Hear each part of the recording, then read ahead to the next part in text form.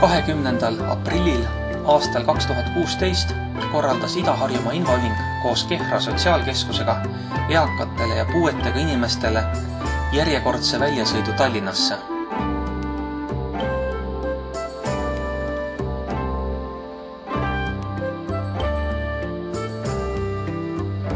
Esimesena külastasime Laboratooriumi tänaval asuvat Ukraina kultuurikeskust.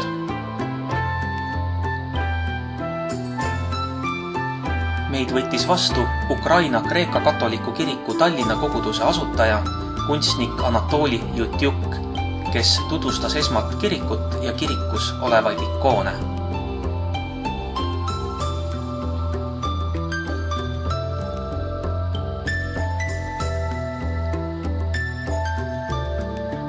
Kiriku põrandas avanes salakäik, mis viis meid keldrikorrusel paiknevasse muuseumisse, kus on mehaaniline nuputeater, mis jutustab erinevate rahvuste lõimumisest, ja näitus Eesti poeetiline punane raamat.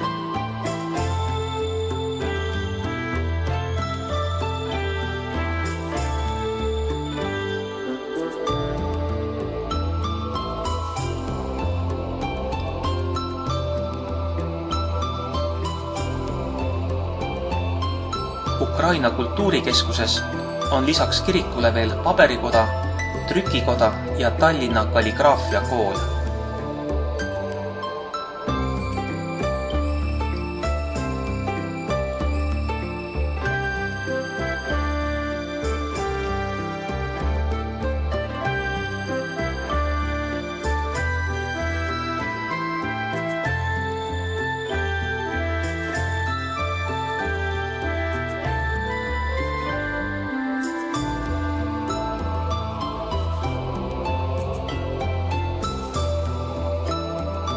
Kultuurikeskusest kõndisime vanalinna tänavaid mööda edasi Revalspordi veekeskuse suunas.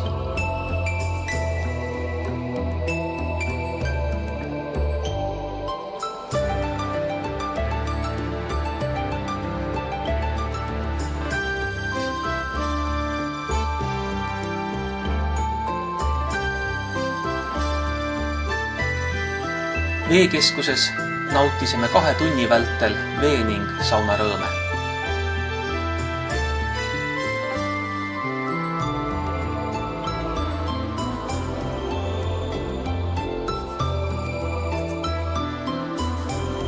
Kojusõidule eelnes kehakinnitus spordiklubi kohvikus.